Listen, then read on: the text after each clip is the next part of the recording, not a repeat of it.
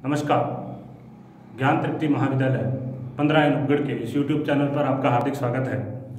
आज हम कर रहे हैं बीएससी सेकेंड ईयर के लिए इनऑर्गेनिक केमिस्ट्री। हम जैसे कि बात कर रहे थे संक्रमण धातुओं के बारे में, प्रथम संक्रमण श्रेणी के बारे में बात कर रहे थे और लास्ट हमने रेडॉक्स पोटेंशियल के बारे में बात की थी।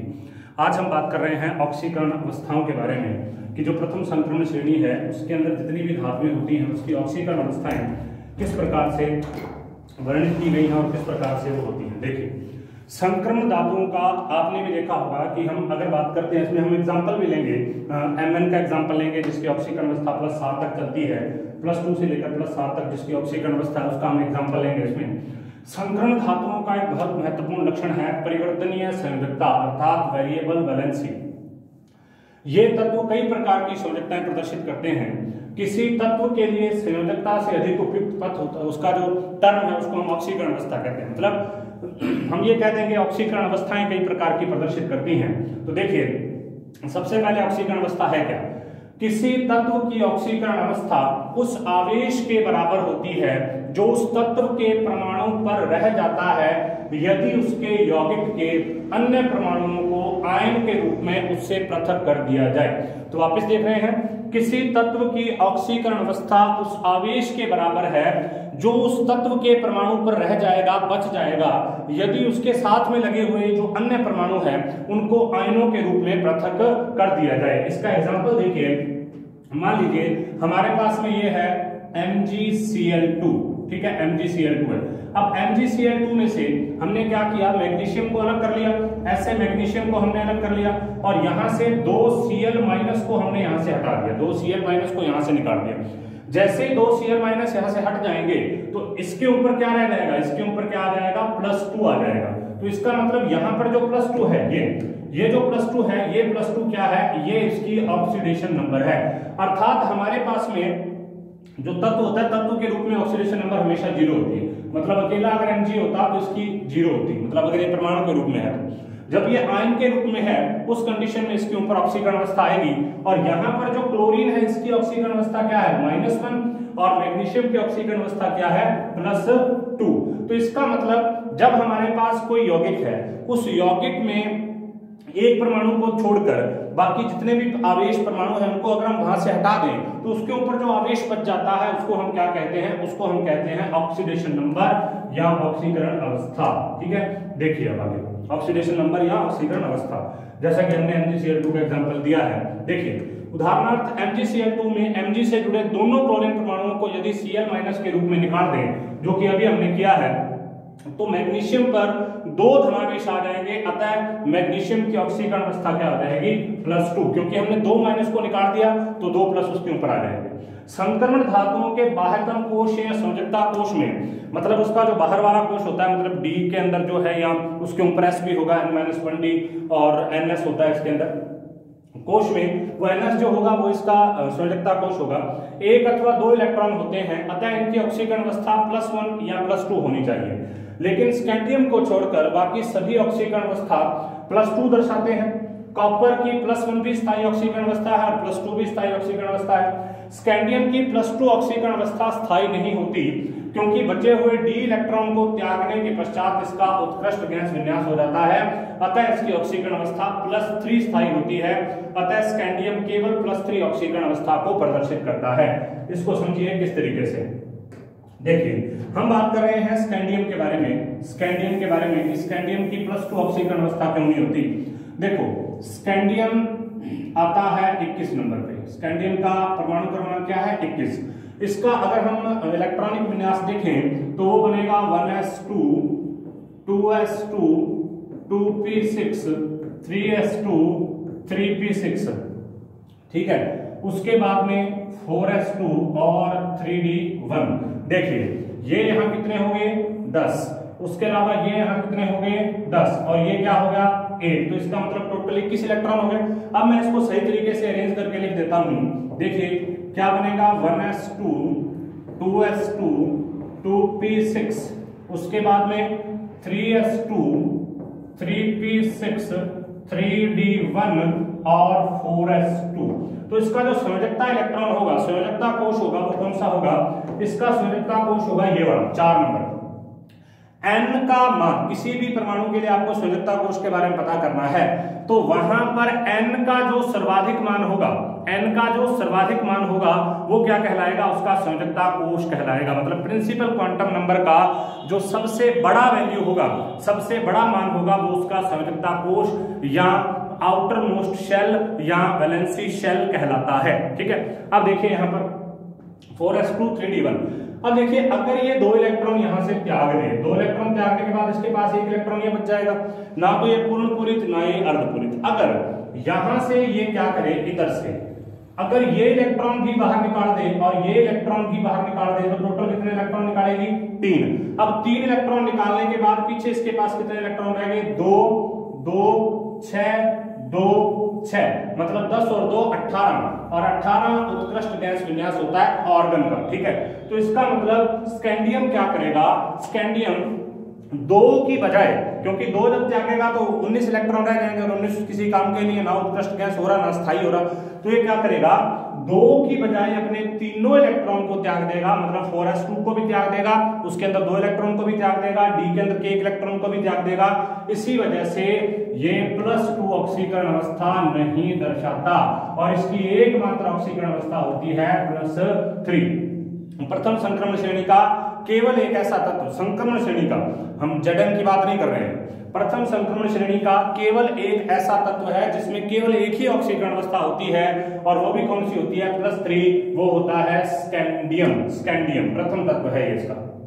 उसके बाद देखिए आगे, लेकिन जैसा कि हम संक्रमण तत्वों के इलेक्ट्रॉनिक विन्यास में पढ़ चुके हैं, 4s और 3d के ऊर्जा अंतर बहुत कम होता है, अतः संयोजकता कोष 4s से इलेक्ट्रॉन निकलने के पश्चात यदि 3d में कक्षकों में अयुग्मित इलेक्ट्रॉन हो तो वो भी आसानी से निकल जाते हैं। मतलब इनमें क्या होता है, 4s वाले इलेक्ट्रॉन तो निकलेंगे, क्योंकि 4s क्या है, संयोजकता कोष है, वैलेंसी शेल है, आउटर मोस्ट शेल है। उसके अलावा 4s के अंदर, जैसे यहाँ पर 4s है, उसके अंदर d भी है। देखिए इसके अंदर दे रखा है हमने, देखो ये 4s के अंदर d है।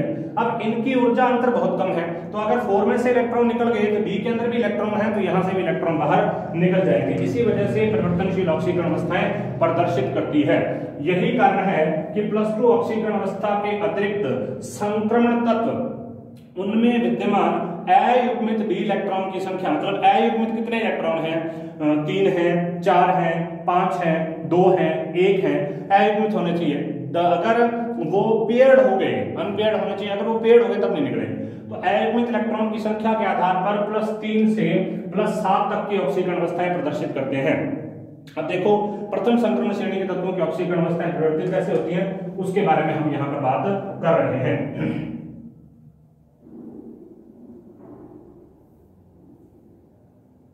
देखिए सबसे पहले हमारे पास जो प्रथम संक्रमण श्रेणी है उसमें तत्व कौन कौन से हैं, स्कैंडियम।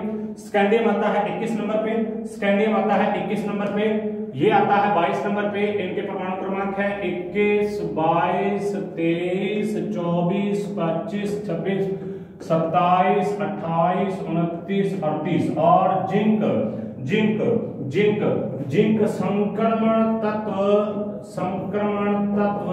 नहीं होता। जिंक संक्रमण तत्व नहीं होता, केवल डी ब्लॉक का तत्व होता है, संक्रमण तत्व नहीं होता। क्योंकि जब हम संक्रमण तत्व की परिभाषा पढ़ते हैं तो उसका मतलब ये है कि संक्रमण तत्व वे सभी तत्व हैं जिनका डी कक्षक अपूर्ण हो, चाहे तो सामान्य अवस्था में और चाहे सामान्य अवस्था में और चाहे किसी ऑक्सीकरण अवस्था में, जबकि इसका डी कक्षक कभी अपूर्ण नहीं होता, इसकी एक ही ऑक्सीकरण अवस्था है +2। इस वजह से संक्रमण तत्व नहीं होता, केवल कौन सा तत्व है, डी ब्लॉक का। अब हम बाकी सभी के बारे में बात करते हैं। देखिए स्कैंडियम में s में इलेक्ट्रॉन कितने पाए जाते हैं, 1, और डी के अंदर अयुग्मित इलेक्ट्रॉन कितना होता है, s के इलेक्ट्रॉन 2, डी के अंदर अयुग्मित इलेक्ट्रॉन 1, तो टोटल 3। इस वजह से ये 3 ऑक्सीकरण अवस्था को प्रदर्शित करता है। असामान्य ऑक्सीकरण अवस्था +2 भी है, कभी प्रदर्शित नहीं की जाती। ठीक है, उसके बाद में नेक्स्ट टाइटेनियम। टाइटेनियम में 2 इलेक्ट्रॉन तो s में है, 2 इलेक्ट्रॉन d में है, तो इसकी ऑक्सीकरण अवस्थाएं क्या होगी, 2 इलेक्ट्रॉन ये भी त्याग सकता है, 1 इलेक्ट्रॉन यहां से त्याग सकता है 3, 1 इलेक्ट्रॉन और त्याग सकता है 4, तो उसकी 3 ऑक्सीकरण अवस्था रहेगी +2, +3, +4।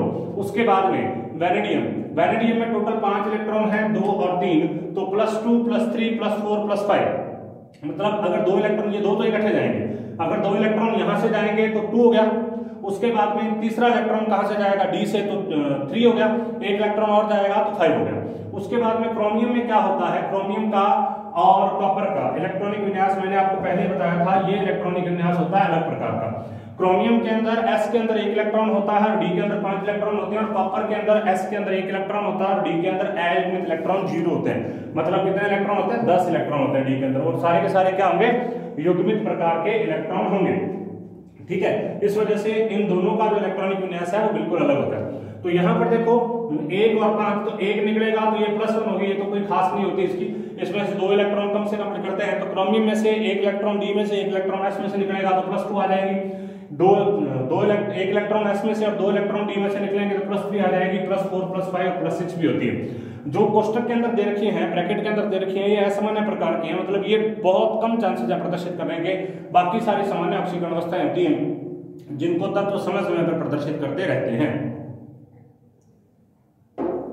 नेक्स्ट देखिए Mn, सबसे ज्यादा महत्वपूर्ण ऑक्सीकरण अवस्थाएं अगर किसी की हैं तो वो Mn की। Mn केवल मात्र ऐसा तत्व है प्रथम संक्रमण श्रेणी में जिसकी न्यूनतम ऑक्सीकरण अवस्था +2 है और अधिकतम ऑक्सीकरण अवस्था +7 है। मतलब ये 5 इलेक्ट्रॉन को यहां से बाहर निकाल सकता है। तो Mn की +2 +3 +4 +5 +6 +7, मतलब 2 से लेकर 7 तक इलेक्ट्रॉन को बाहर ये निकाल सकता है। मतलब 2 3 4 5 6 7, 2 निकाल दिए तो +2, 3 निकाल दिए तो +3, 4 निकाल दिए तो +4, 5 निकाल दिए तो +5, 6 निकाल दिए +6 +7। तो देखिए यहां पर आप देख रहे हैं, यहां से यहां तक ऑक्सीकरण अवस्थाएं बढ़ रही हैं और यहां से यहां तक ऑक्सीकरण अवस्थाएं कम हो रही हैं। ठीक है, यहां से यहां तक तो ऑक्सीकरण अवस्थाएं बढ़ रही हैं, इसकी 3 फिर 4 फिर 5 फिर 6 फिर 7, और उसके बाद में ऑक्सीकरण अवस्थाएं कम होने लग जाएंगी क्योंकि युग्मन होना प्रारंभ हो गया। ठीक है, 5 इलेक्ट्रॉन आने के बाद में युग्मन हो गया तो 4 इलेक्ट्रॉन रह गए, फिर 3 रह गए, फिर 2 रह गए, फिर 0 फिर 0, युग्मन होने लग गया, इलेक्ट्रॉन जुड़ने लग गए। ठीक है, तो ये इसकी ऑक्सीकरण अवस्थाओं के बारे में बात हमने की। तो यहां पर हम ये देख रहे हैं कि सबसे ज्यादा ऑक्सीकरण अवस्था अगर किसी की है तो वो ऑक्सीकरण अवस्था किसकी है, वो है Mn की। और सबसे कम या एक ही ऑक्सीकरण अवस्था अगर किसी की है तो वो किसकी है, स्कैंडियम की। और हमने ये भी देखा कि जो जिंक होता है, जिंक, इस जिंक को हम संक्रमण तत्व नहीं मानते, केवल डी ब्लॉक का तत्व मानते हैं। तो यहां पर देखिए हम बात करते हैं मैग्नीज की, कि मैग्नीज की जो ऑक्सीकरण अवस्था होती है +7 कहां होती है, +7 होती है KMnO4 में। KMnO4 में ये +7 होती है। उसको ज्ञात कैसे किया जाता है उसको हम देखते हैं। देखो KMnO4, यहां से हमको किसकी ऑक्सीकरण अवस्था ज्ञात करनी है, Mn की। जिसकी ऑक्सीकरण अवस्था हमको ज्ञात करनी होती है उसको हम मान लेते हैं X। तो X, इसकी ऑक्सीकरण अवस्था कितनी होती है, K की ऑक्सीकरण अवस्था होती है +1, ऑक्सीजन की ऑक्सीकरण अवस्था होती है -2। ऑक्सीजन की ऑक्सीकरण अवस्था क्या होती है, -2। मतलब K तो ऐसा होता है और ऑक्सीजन क्या होता है, ऐसा, O -2। ठीक है, अब देखिए इसकी X मान ली, K की क्या है +1, उसके बाद में प्लस माइनस, ठीक है, क्योंकि इसकी माइनस है, -2 × 4। ठीक है, तो इसको इसके अंदर कर दिया। अब देखो बराबर 0, तो 4 है, 1 की -2 है, 4 की -8 आ जाएगी। तो इधर तो क्या आ गया, +1, या इसको अकेला 1 भी लिख सकते हैं +1 की बजाय, इसको 1 + x -8। ठीक है, तो 8 में से 1 गया, -8 में से प्लस का 1 गया, बराबर 0 था, तो बराबर क्या आ जाएगा, यहां पर क्या आ जाएगा 8, यहां पर क्या 0। ठीक है, यहां पर 0। अब देखो तो x बराबर 1 + x बराबर क्या हो जाएगा, यहां पर आ गया 8 इस तरफ। ठीक है, उसके बाद में x बराबर क्या हो जाएगा, 8 - 1 बराबर 7। तो यहां पर जो Mn है, Mn की ऑक्सीकरण अवस्था कितनी है, +7। Mn की ऑक्सीकरण अवस्था कितनी है, +7 ऑक्सीकरण अवस्था। इस तरीके से हम इसकी निकाल सकते हैं। और KMnO4 इसको क्या बोलते हैं, पोटेशियम परमैंगनेट। पोटेशियम परमैंगनेट को लाल दवा बोलते हैं, और उसके अंदर जो Mn की ऑक्सीकरण अवस्था होती है ये +7 होती है। उसके अलावा हम बात करते हैं कई और चीजों का। अम्लीय माध्यम में निम्न ऑक्सीकरण अवस्थाएं स्थायी होती हैं, जबकि क्षारीय माध्यम में उच्च ऑक्सीकरण अवस्थाएं स्थायी होती हैं। यही कारण है कि संकर्ण धातुओं के हाइड्रोक्साइड वायुमंडलीय ऑक्सीजन से ही ऑक्सीकृत हो जाते हैं। उदाहरण हल्के रंग का फेरस हाइड्रोक्साइड FeOH के ट्वाइस वायु में खुला छोड़ने पर भूरे रंग के फेरिक हाइड्रोक्साइड में बदल जाता है।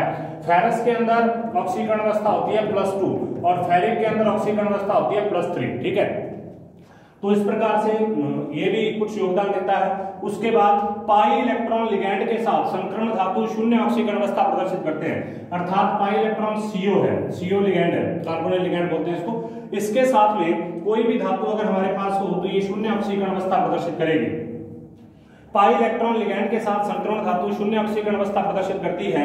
ऐसी अवस्था में लिगैंड धातु के साथ दो प्रकार के व्यवहार करता है, एक तो होता है सिग्मा डोनर और एक होता है पाई एक्सेप्टर। सिग्मा दाता और पाई पाता, अर्थात लिगैंड पहले धातु परमाणु को अपना इलेक्ट्रॉन युग्म देता है और एक सिग्मा बंध बनाता है। लिगैंड का काम है इलेक्ट्रॉन का देना, और उसने उस मेटल को अपना इलेक्ट्रॉन दे दिया और एक सिग्मा बॉन्ड का फॉर्मेशन कर लिया, जिसके फलस्वरूप धातु परमाणु पर ऋणावेश आ जाता है।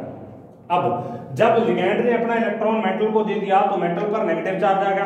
अब नेगेटिव चार्ज वहां पर फैल जाएगा। विस्थानीकरण करने के लिए धातु परमाणु अपने डी कक्षक लिगैंड अणु के रिक्त विपरीत बंदी कक्षकों में, अब धातु परमाणु के पास जो रिक्त डी कक्षक हैं उनमें से इलेक्ट्रॉन लेकर विपरीत बंदी में डाल देता है, सहपार्श्वीय अतिव्यापन कर लेता है, कोलेटरल प्रकार की ओवरलैपिंग कर लेता है और पाई बंध का निर्माण कर लेता है। तो इसका मतलब पहले तो लिगैंड ने अपने इलेक्ट्रॉन दिए, वापस मेटल ने अपने उसको दे दिए, उसके साथ में जुड़ गया मतलब वो। तो इसका मतलब क्या हो गया? इसका मतलब ये हो गया कि इन्होंने डबल बॉन्ड का फॉर्मेशन कर लिया, एक सिग्मा और एक पाई, क्योंकि ये बैक बॉन्डिंग में जुड़ा है, इस वजह से इसको पश्च आबंधन बोलते हैं, बैक बॉन्डिंग बोलते हैं। तो देखिए यहाँ पर सबसे पहले इस लिगैंड ने, ये लिगैंड है, इस लिगैंड ने अपने इलेक्ट्रॉन इसको दिए और सिग्मा बंध का निर्माण किया। उसके बाद में ये भरे हुए डी कक्षकों ने इस लिगैंड के विपरीत बंधी रिक्त कक्षकों के साथ में अतिव्यापन किया और अतिव्यापन करने के बाद में सहपार्श्वीय अतिव्यापन किया और सहपार्श्वीय अतिव्यापन करने के बाद में पाई बॉन्ड का फॉर्मेशन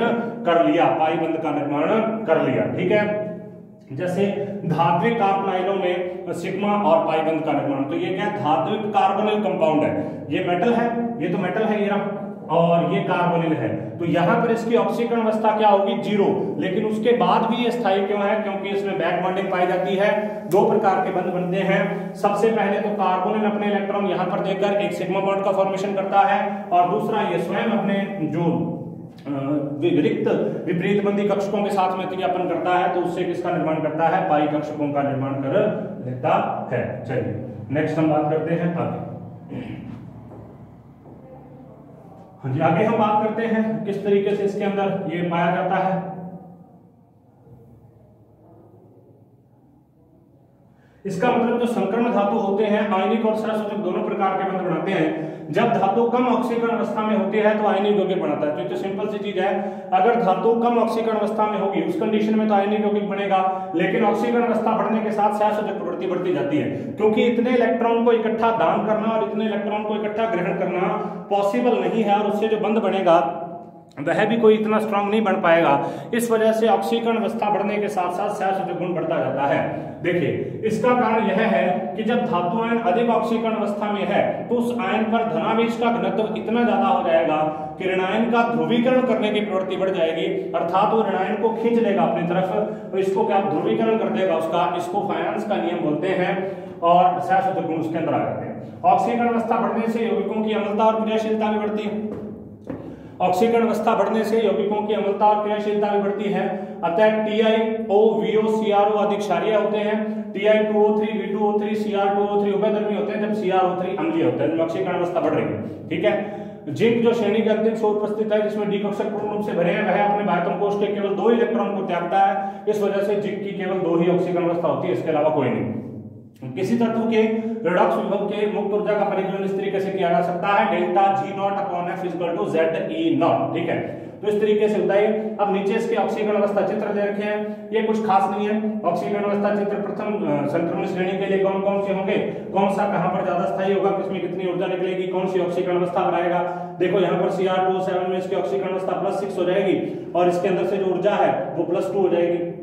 यहाँ पर Cr+3 में सबसे ज्यादा स्थायी होता है, +3 ऑक्सीकरण अवस्था हो जाएगी। यहाँ पर +2 ऑक्सीकरण अवस्था हो जाएगी। यहाँ पर इसकी 0 ऑक्सीकरण अवस्था हो जाएगी। ठीक है, तो ये अलग अलग प्रकार के ऑक्सीकरण अवस्था चित्र होते हैं।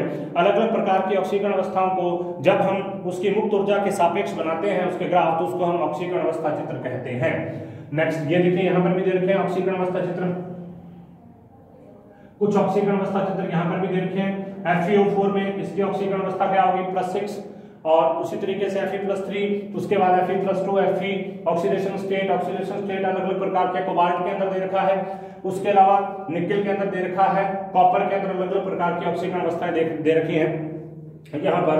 अब हम ये देखते हैं कि श्रेणी में जब बाएं से दाएं जाएंगे, तो आपने पहले भी देखा कि श्रेणी में जब बाएं से दाएं जाते हैं तो पहले तो ऑक्सीकरण अवस्था होती है कम, उसके बाद में Mn तक हो जाती है बहुत ज्यादा, और उसके बाद में फिर धीरे धीरे कम हो जाती है। तो इसका मतलब ऑक्सीकरण ज्यादा बड़ी हुई ऑक्सीकरण अवस्था का स्थायित्व कम होता जाता है। स्कैंडियम+3 अत्यधिक स्थायी है, Pi+4 अधिक स्थायी है, B5 Cr+6 Mn+7 ऑक्सीकारक है, और उसके समस्त आयन मतलब F5CO4 Ni+3 CO+3 अस्थायी और ऑक्सीकारक होते हैं। बाएं से दाएं जाने पर +2 ऑक्सीकरण अवस्था का स्थायित्व बढ़ता जाता है। देखिए हमने यहाँ पर इसको देखा भी था।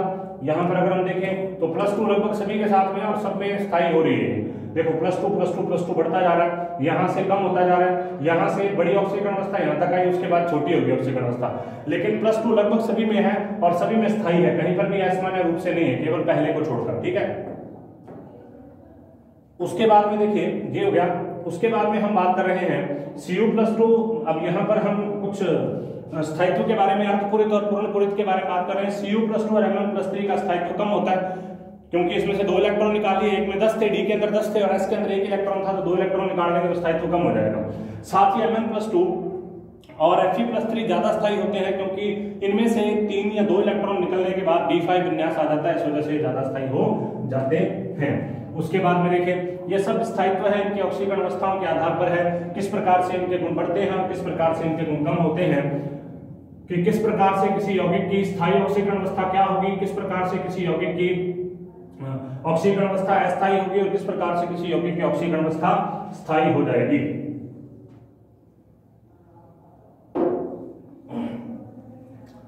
विलीन अवस्था में Cu+2 की तुलना में Cu+2 का स्थायित्व अधिक होता है। Cu+ के इलेक्ट्रॉनिक विन्यास में D10 अवस्था होती है, जबकि Cu+2 में 9 इलेक्ट्रॉन होते हैं। अतः अपेक्षा की जाती है कि Cu+ का स्थायित्व Cu+2 की तुलना में अधिक हो, लेकिन Cu+2 आयन की उच्च जल योजन ऊर्जा के कारण इसका स्थायित्व Cu+ से अधिक हो जाता है।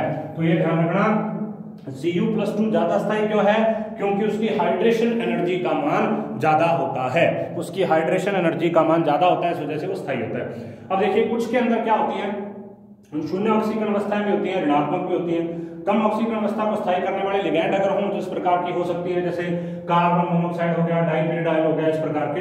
अधिकतम ऑक्सीकरण अवस्था +2 और +3 ऑक्सीकरण अवस्थाओं के मध्य की ऑक्सीकरण अवस्थाओं में असमानुपातन पाया जाता है। मतलब कुछ इस प्रकार के होते हैं जिसमें बहुत ज्यादा ऑक्सीकरण अवस्था है, वहां पर असमानुपातन पाया जाता है। डिस्प्रोपोर्शन का मतलब ये होता है ऐसी रासायनिक अभिक्रिया जिसमें अब प्रत्येक रासायनिक अभिक्रिया में एक तत्व जो होता है वो 2 ऑक्सीकरण अवस्थाएं दर्शाता है।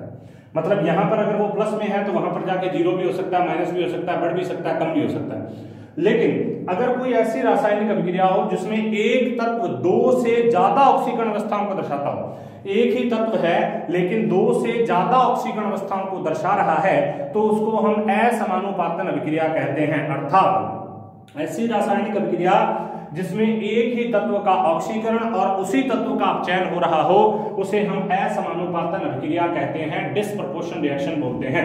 अर्थात ऐसी अवस्थाएं एक समय में अपने से कम और अधिक ऑक्सीकरण अवस्थाओं में परिवर्तित हो जाती हैं। उदाहरण के लिए Mn+3 में निम्न प्रकार से पाया जाता है। Mn+3 जब MnO2 के साथ में जुड़ेगा तो +4 हो जाएगा, और जब Mn+2 के रूप में निकलेगा तो +2 हो जाएगा। तो इसका मतलब यहां से इसका तो क्या हो गया, ऑक्सीडेशन, ऑक्सीकरण अवस्था में वृद्धि होगी, और यहां से इसका क्या हो गया, रिडक्शन। अर्थात एक ही तत्व में 3 ऑक्सीकरण अवस्थाएं हैं, +3 +4 +2, एक तरफ हो गया रिडक्शन, एक तरफ हो गया ऑक्सीडेशन। ठीक है, उसके बाद में ऑक्सीकरण अवस्था बढ़ने के साथ साथ जो गुण बढ़ते जाते हैं, इसके बारे में हम पहले एक्सप्लेन कर चुके हैं। देखिए MnO एक आयनिक यौगिक है क्योंकि इसमें ऑक्सीकरण अवस्था +2 ही होती है, जिससे एक क्षार की भांति व्यवहार करता है। इसका दूसरा ऑक्साइड MnO2 है जिसमें आयनिक और सहसंयोजक दोनों प्रकार के गुण हैं और ये उभयधर्मी है, जबकि MnO3 में +6 ऑक्सीकरण अवस्था है। अब अगर इसको आयनिक बनाने हैं तो 6 इलेक्ट्रॉन इसको देने पड़ेंगे और इसके सामने कोई इस प्रकार का हो जो 6 इलेक्ट्रॉन को ले, ऐसा पॉसिबल नहीं होता। इस वजह से जैसे जैसे ऑक्सीकरण अवस्था बढ़ती जाती है वैसे जैसे ऑक्सीकरण अवस्था बढ़ती जाती है वैसे सहसंयोजक गुण बढ़ते जाते हैं और अम्लीय होते जाते हैं। कम ऑक्सीकरण अवस्था वाले ऑक्साइड क्षारीय होते हैं, मध्यवर्ती ऑक्सीकरण अवस्था वाले ऑक्साइड मध्यवर्ती उभयधर्मी होते हैं, दोनों प्रकार का व्यवहार करते हैं, और जिनकी ऑक्सीकरण अवस्था बहुत अधिक होती है वो क्या हो जाते हैं, क्षारीय हो जाते हैं। देखिए इसी प्रकार ऑक्सीकरण संख्या अर्थात सहसंयोजक गुण बढ़ने से क्लोराइड के जल गठन की प्रवृत्ति बढ़ती जाती है। उदाहरण के लिए टाइटेनियम के हैलाइड होते हैं TiX3 में टाइटेनियम का ऑक्सीकरण +3 है और ये जल गठित नहीं होता, इसका जल में विलीन स्थायी होता है और ये क्या बनाता है, TiX2 3+ आयनों का बैंगनी रंग का विलीन बनाता है। इसके विपरीत Ti4 के हैलाइड TiX4 वाष्पशील द्रव होते हैं और नमी की उपस्थिति में जल गठित होकर HX बनाने के कारण धूम्र उत्पन्न करते हैं। प्रथम श्रेणी के संकरण धातुओं की विभिन्न ऑक्सीकरण अवस्थाएं और उसके स्थायित्व जो है उसको आगे हम बात करेंगे। नेक्स्ट हम बात कर रहे हैं इनकी मैग्नेटिक प्रॉपर्टी के बारे में। तो मैग्नेटिक प्रॉपर्टी में कौन कौन सी चीजें हैं वो आपको सबसे पहले तो पता होना चाहिए कि कौन कौन सी इनकी मैग्नेटिक प्रॉपर्टी है और किस तरीके से इनकी मैग्नेटिक प्रॉपर्टी होती है। सबसे पहले हम चुंबकीय गुणों के बारे में बात करेंगे। चुंबकीय में सबसे पहले एक गुण आता है जिसको हम ध्रुवण शक्ति कहते हैं। अब देखो एक इकाई ध्रुव उसे कहते हैं जो वायु अथवा निर्वात में रखने वाले दूसरे इकाई शक्ति वाले ध्रुव को एक डायन बल से प्रतिकर्षित अथवा आकर्षित करे। हम ये जानते हैं हमारे पास में एक मान लो इस तरीके से चुंबक हो तो उसमें दो सिरे होते हैं, एक होता है N एक होता है S, ठीक है। इसी प्रकार से अगर हमारे पास में एक दूसरी चुंबक भी हो उसमें भी दो सिरे होंगे, एक होगा S एक होगा N। अगर हम इसको इस तरीके से रखेंगे तब तो इनके अंदर क्या होगा, प्रतिकर्षण होगा। और अगर हम एक चुंबक यहाँ पर इस तरीके से रख दें जिसमें यहाँ पर N है यहाँ पर S है, इसके अंदर क्या हो जाएगा, आकर्षण हो जाएगा।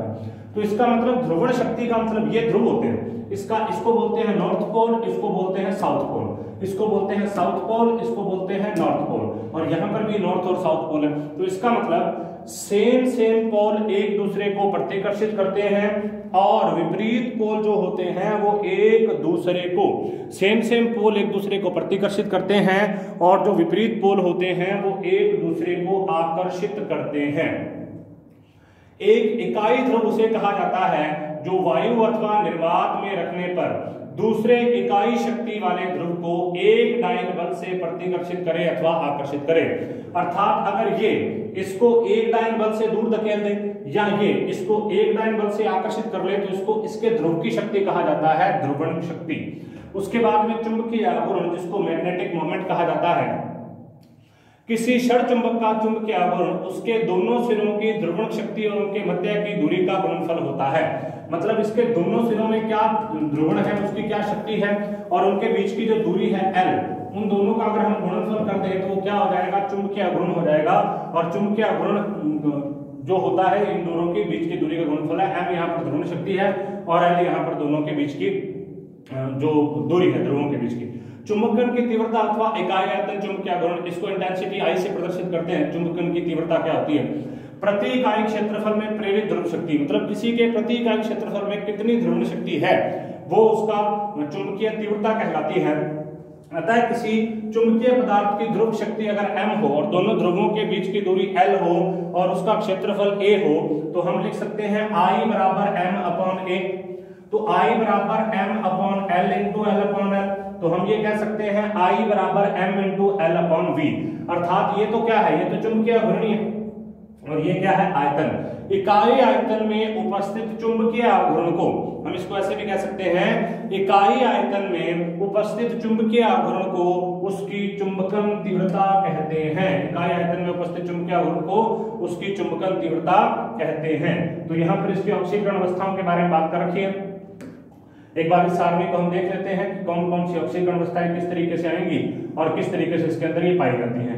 ये सारी की सारी ऑक्सीकरण अवस्थाओं के बारे में बात कर रखी है। वास्तविक ऑक्सीकरण अवस्थाएं धनात्मक होती हैं और उसके अलावा इसकी वास्तविक ऑक्सीकरण अवस्थाएं शून्य और ऋणात्मक कौन कौन सी हो सकती हैं उसके बारे में हम बात कर रहे हैं। स्कैंडियम 21 नंबर पे आता है, D1S2 विन्यास है, +1 और +2 इलेक्ट्रॉन इसके अंदर होंगे, मतलब 1 और 2, एक S में, 2 S में, एक D में, और अधिकतम 3 इलेक्ट्रॉन होंगे, +1 +2 और यहाँ पर जो R वगैरह दे रखा है ये अपचायक प्रवृत्ति के लिए है, O कहीं पर दे रखा है ऑक्सीकारक प्रवृत्ति के लिए है, और D अगर कहीं पर दे रखा है तो वहां पर डिस्प्रपोर्शन रिएक्शन के लिए है। तो ये पूरी की पूरी सारणी आपको बड़े आराम से देखनी है। इस सारणी में अगर किसी के ऊपर R दे रखा है तो अपचायक प्रवृत्ति को प्रदर्शित करेगा, अगर किसी के ऊपर O दे रखा है तो ऑक्सीडेटिव प्रकृति को प्रदर्शित करेगा, अगर किसी के ऊपर D दे रखा है तो वह डिस्प्रपोर्शन अर्थात एक ही समय पर ऑक्सीकारक और अपचायक दोनों की प्रवृत्ति को प्रदर्शित करता है। जैसे scandium, titanium, vanadium, chromium, manganese, iron, cobalt, nickel, copper, zinc. Scandium 21, titanium 22, vanadium 23, chromium 24, seven 25, Fe 26, cobalt 27, nickel 28, copper 29 और जिंक 30। विन्यास D1s2, D2s2, D3s2, D5s1। देखो यहाँ पर विन्यास बदल गया, एक इलेक्ट्रॉन आगे आ गया D5s1, D5s2, D6s2, D7s2, D8s2, D10s1 और D10s2। अब इलेक्ट्रॉन देखते हैं, आगे वाले इलेक्ट्रॉन D के हैं, पीछे वाले इलेक्ट्रॉन S के हैं, और D में केवल हम अयुग्मित इलेक्ट्रॉन के बारे में बात कर रहे हैं। यहाँ पर अयुग्मित इलेक्ट्रॉन 1, यहाँ पर 2, S के अंदर 2, यहाँ पर 2 और 2, यहाँ पर 3 और 2, यहाँ पर 5 और 1, यहाँ पर 5 और 2, यहाँ पर 5 4 और 2, यहाँ पर 3 और 2, यहाँ पर 2 और 2, यहाँ पर 1 और 2 और 0 10 2। अधिकतम ऑक्सीकरण अवस्था क्या हो जाएगी? 3, क्योंकि तीनों इलेक्ट्रॉन निकल सकते हैं। अधिकतम ऑक्सीकरण अवस्था क्या हो जाएगी? 4, क्योंकि चारों निकल सकते हैं। अधिकतम ऑक्सीकरण अवस्था कितनी हो जाएगी? 5। अधिकतम ऑक्सीकरण अवस्था 6, अधिकतम ऑक्सीकरण अवस्था 7। अब देखो हमने यही कहा था कि बाएं से दाएं जाने पर अधिकतम ऑक्सीकरण अवस्था का स्थायित्व कम होता जाता है, तो यहाँ तक तो 7 आएगी, उसके बाद में धीरे धीरे क्या आ जाएगी? कम। और हमने ये भी कहा था कि +2 जो होती है उसका स्थायित्व बढ़ता जाता है, तो पहले की भी 3 से लेकर कहां तक चला गया? 2 तक चला गया, यहाँ पर केवल +2 रहेगी। ठीक है, अब देखिए इन अवस्थाओं के बारे में बात करते हैं। स्कैंडियम की +1 ऑक्सीकरण अवस्था अस्थायी प्रकार की होती है, +2 ऑक्सीकरण अवस्था अस्थायी है, रिडक्टेंट है, अपचायक है, +3 ऑक्सीकरण अवस्था स्थायी होती है। जिसके नीचे ये लगा रखा है इसको स्थायी अत्यधिक स्थायी प्रकार की ऑक्सीकरण अवस्था बोलते हैं। ठीक है, उसके बाद में इसकी +1 ऑक्सीकरण अवस्था लगभग अस्थायी, +2 रिडक्टेंट, +3 लगभग स्थायी है और R है, और +4 जो है ये स्थायी है। उसके बाद में जो हम बात करते हैं, ये जैसे जैसे स्थायित्व बढ़ता जाएगा, ये स्थायित्व और डबल वाली और उससे ज्यादा स्थायित्व। उसके बाद में इसकी +1 अस्थायी है, +2 रिडक्टेंट है, +3 रिडक्टेंट है, +4 स्थायी है और +5 ऑक्सीडेटिव है। उसके बाद में +1, +2 रिडक्टेंट, +3 स्थायी, +4 डिस्प्रपोर्शन, +5 अस्थायी डिस्प्रपोर्शन, +6 ऑक्सीडेटिव। +1 +2 यहाँ पर क्या है? अस्थायी है, स्थायी, +3 ऑक्सीडेटिव, +4 डिस्प्रपोर्शन, +5 डिस्प्रपोर्शन, +6 डिस्प्रपोर्शन, +7 ऑक्सीडेटिव। उसके अलावा +2 सबसे ज्यादा स्थायी, +3 कुछ कम स्थायी, +4 +5 +6 तीनों ऑक्सीडेटिव और कम स्थायी। और ऋणात्मक वगैरह नहीं होती। ऋणात्मक किसकी होती है? केवल Mn की, उसके अलावा क्रोमियम की, उसके अलावा वैनेडियम की, उसके अलावा टाइटेनियम की। बाकी ऋणात्मक बाकी 0 हो सकती है, ऋणात्मक नहीं होती। और बाकी सभी के यहाँ पर जो ऑक्सीडेशन स्टेट्स है उसके बारे में वर्णन किया गया है कि किसकी ऑक्सीकरण अवस्था किस प्रकार से होती है और किस प्रकार से स्थायी या अस्थायी रूप में पाई जाती है। कोबाल्ट के अंदर +2 सबसे ज्यादा स्थायी, +3 ऑक्सीडेटिव, +4 ऑक्सीडेटिव, +5 ऑक्सीडेटिव, +6 ऑक्सीडेटिव, तीनों अस्थायी। +2 सबसे ज्यादा स्थायी, +4 ऑक्सीडेटिव अस्थायी। इसमें +2 स्थायी, +1 अस्थायी, +3 अस्थायी और ऑक्सीडेटिव। और लास्ट वाले की एक ही ऑक्सीकरण अवस्था, वही सबसे ज्यादा स्थायी होती है, वो होती है +2। ठीक है, तो यहाँ पर हमने विभिन्न प्रकार की ऑक्सीकरण अवस्थाओं की सारणी बनाई, ऑक्सीकरण अवस्थाओं की सारणी के बारे में देखा कि इसमें कौन कौन सी ऑक्सीकरण अवस्थाएं होती हैं और किस किस प्रकार से स्थायी होती हैं। इसके बाद हम नेक्स्ट वीडियो में बात करेंगे इसकी मैग्नेटिक प्रॉपर्टी के बारे में। मैग्नेटिक प्रॉपर्टी में ध्रुवण शक्ति, चुंबकीय तीव्रता, चुंबकीय आघूर्ण वगैरह के बारे में हम बात कर चुके हैं। इसके अलावा कुछ और टर्म्स के बारे में हम बात करेंगे। तब तक आप इस वीडियो को देखते रहें, इस सारणी को जरूर देखें बड़े ध्यान से, जिससे आपकी सारी की सारी ऑक्सीकरण अवस्थाएं पता चल जाए आपको। तब तक आप इनको देखते रहें। आप कोई भी आपको प्रॉब्लम आती है तो आप कमेंट कर सकते हैं।